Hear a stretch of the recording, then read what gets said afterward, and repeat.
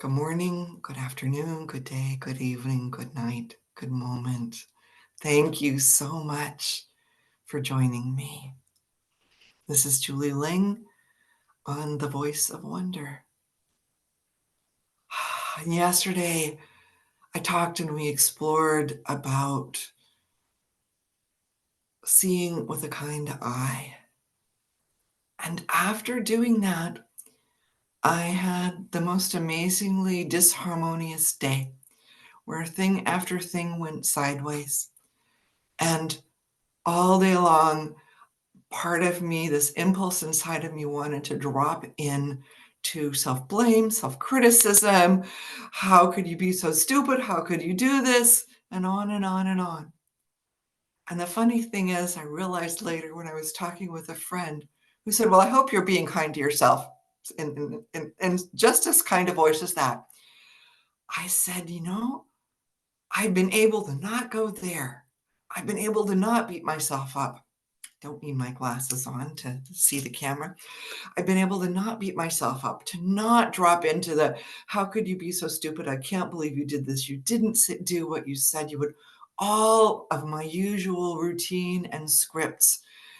And one of the things that I've come to realize over the last few years is that we do that not because we hate ourselves, not to be mean, but because there's a part that's very, very scared. And it feels easier and safer to beat ourselves up than to feel the disappointment or the shame or the hurt or the embarrassment that's underneath it. And so I invite you, if you're in a moment where your intention is to be kind to yourself and that's what you're getting, to recognize that that is being kind to yourself and that it's a spectrum. And if beating yourself up, but you idiot, I can't believe you could do such a dumb thing, is this end, or there may be things worse, that coming to neutral where you're like, okay, I'm doing the best I can. I'm going to keep going is a huge shift. And we can't get from here to here unless we go through here. And ultimately, as my day went on and thing after thing after thing went sideways, I said a couple of times, maybe I should just go back to bed and start again. Like, I don't know what to do. That it's like, oh, maybe I could just give myself some grace in this. Maybe I could give myself some grace in this. I talked before in I think the second meditation about, no, the first one about grace. And maybe kindness lives in the field of grace. Maybe we need grace before we can access kindness or before we can access more. And I also talked about how when we push, we create resistance. And when we push against ourselves not being exactly where we want to be, we create resistance and it stops us from moving any further.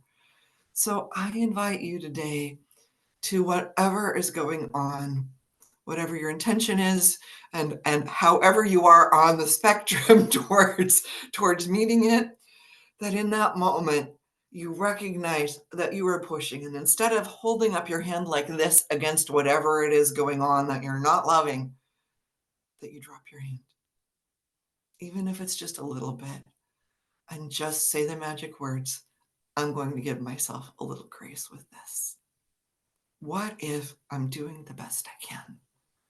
What if I'm doing the best I can? And the other thing that I want to talk about is this thing that came to me. I talked in An Eye for an Eye about imagining what we do want, what we'd love. I don't really like the word want because it really means lack. So let's not focus on what's lacking. Let's focus on what we'd love, what we imagine, what would be wonderful. And sometimes the best way to get there is to practice that. And we can practice it without having any attachment to, I'm practicing this and it's going to make it happen. Like, let's push some more. But just for the sake of feeling better, I'm going to practice how this feels so that I feel better in this moment. And then the resistance just falls away.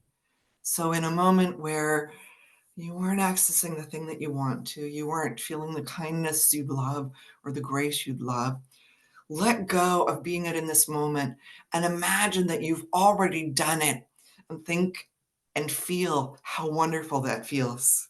Or a moment where you were kind and gracious without having to think or intend or do. You just were. I invite you to drop into that.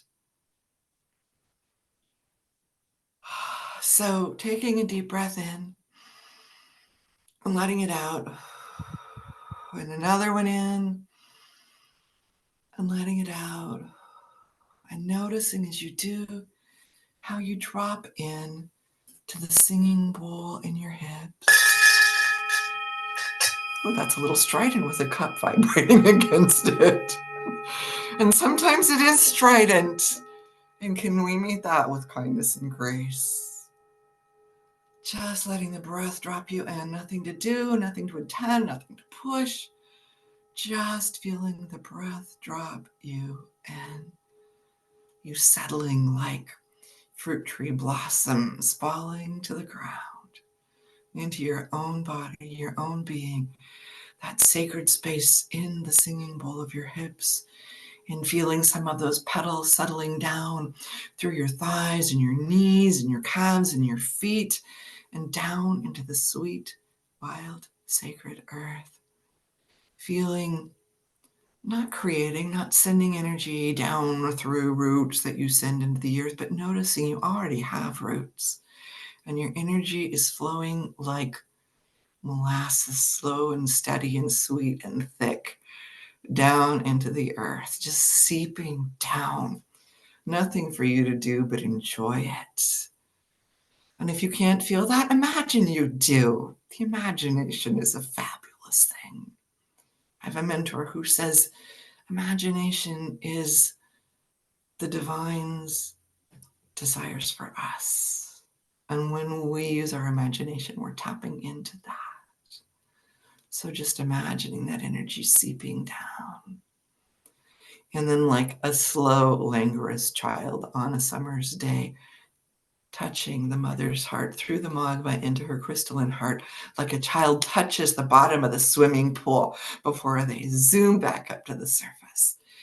And that today I invite you to just easily float back up through this warm, thick molasses, through your feet and your knees and your thighs and your hips, and into your heart, which has the biggest magnetic field of any part of you. The magnetic field of your heart is so big. And just imagining you can feel what that is. Maybe it's ruby red and pulsating, like a giant cartoon heart that gets bigger and then a little smaller and a little bigger and a little smaller. Maybe it's a beautiful rose that's opening petal by petal. Maybe it's a morning glory who has green heart-shaped leaves opening a little more and a little more. And now I invite you to imagine that you're in a moment where you're having a hard time accessing kindness or grace. And all you need to do is imagine this magnetic field of your heart that's holding you, that's got you. And you simply bring this struggle with kindness or this inability to meet it or with grace into the field of your heart, which is already kind, which is already loving kindness, which is already grace, which is already more beautiful than anything you can imagine. You just bring it into the magnetic field of your heart, which is a sphere as big as a football field or bigger around you. It's a drop in the bucket of the kindness and the grace and the love and the beauty that you are. And you just watch it dissolve. Oh, it could be that easy. Yeah, it could be that easy. I just invite you to sit in this space. I'm going to play some flute for you. And if you didn't know, the flute opens the heart. And if you hear this clicking noise, these are beads that were gathered in the Amazon. The man who made this flute at Pike Place Market said, "These are from the Amazon. Don't lose them." So know that these little sounds you're hearing are magic from the Amazon that are joining this heart-opening music.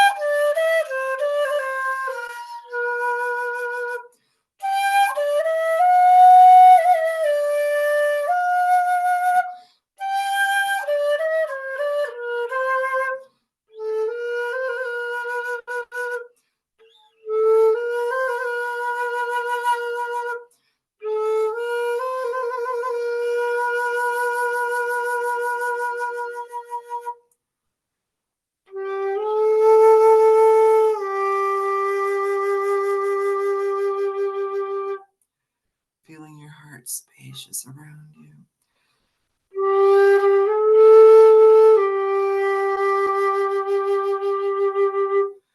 Opening like a rose, and you are sitting in its velvet heart.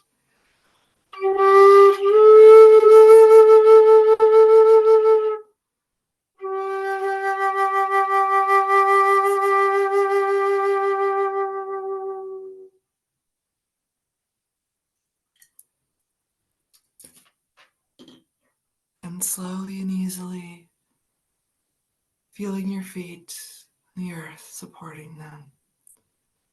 Feeling your butt supported by the chair you're sitting on. Your shoulders supported by what you're leaning against. And noticing how you are being breathed. No effort, no intention, no will, no pushing. Just being breathed. The most sacred and precious thing in life is already here for you. How easily can all the other things come? And how easily, when you simply tune your awareness to it, imagine it, will this presence of your own heart, the beautiful unfolding rose within you, be here for you? And if you can't find it, imagine it. Your imagination is always available. And like any other skill or muscle, the more you practice it, the better you get. And I remind you as you step back into your day that practice makes better, and that you are not only loved, but it is your nature, and that is there for you anytime you ask for it. I wish you a beautiful and blessed day in your own heart and love. Thank you for coming.